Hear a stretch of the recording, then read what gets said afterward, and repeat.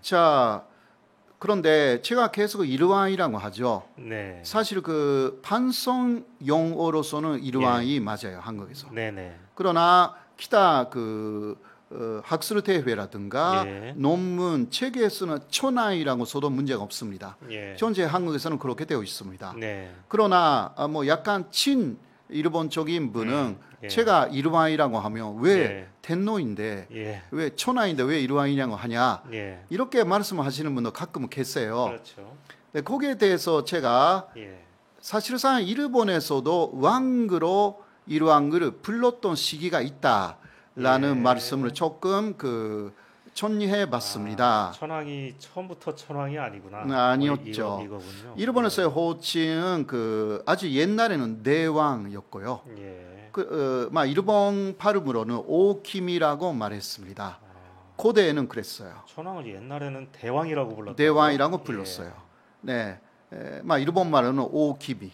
네, 그 다음에 천황이라는 호칭은요, 8세기 이후가 돼가지고 특히 그때 단나라에 고종이라는 황제가 있었습니다. 예. 그 고종 황제가 처음으로 천황이라고 자신을 불렀어요.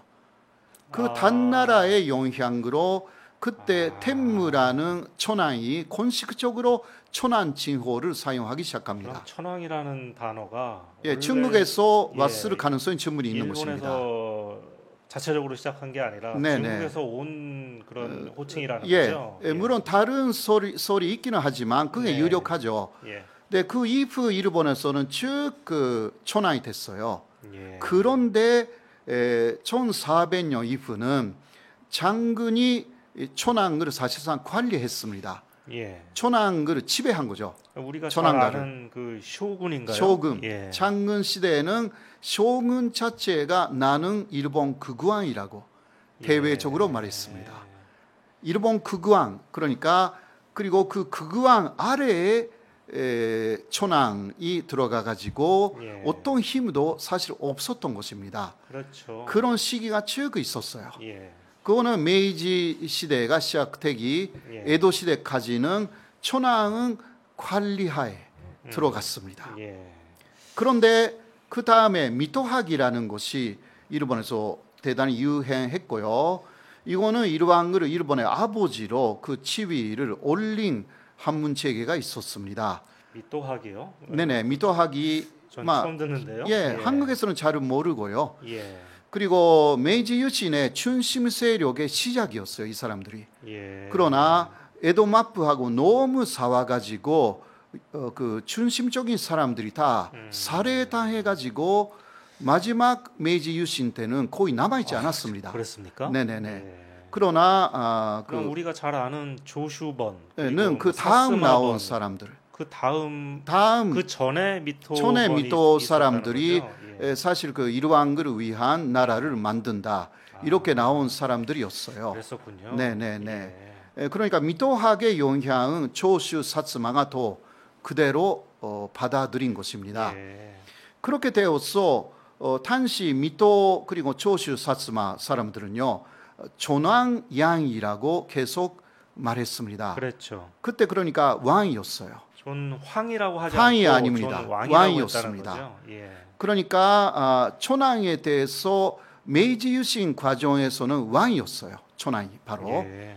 그리고 또 메이지 유신이 성공해가지고 일왕이 그 메이지 정부의 중심이 되는데 그때 메이지 정부 사람들이 완전 복고라고 하여서 왕위의 옛날에 고대의 왕위의 정치가 복원이 되었다. 이것을 완전 복고라고 말했습니다. 황정복고가 아니에요. 예. 그러니까 사실상 일본에서도 일왕을 기본적으로는 왕으로 보고 있었던 것입니다.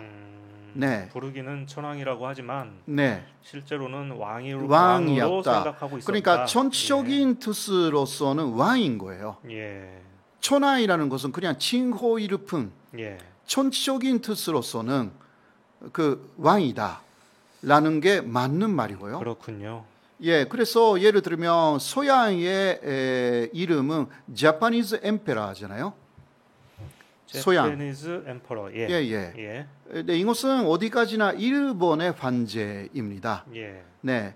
그러나 천황이라는 말을 그대로 번역을 혹시 한다면 Emperor of Heaven이거든요. 예. 그 하늘의 관제가 되죠. 네. 서양에서도 절대 하늘의 관제로는 부르지 않습니다.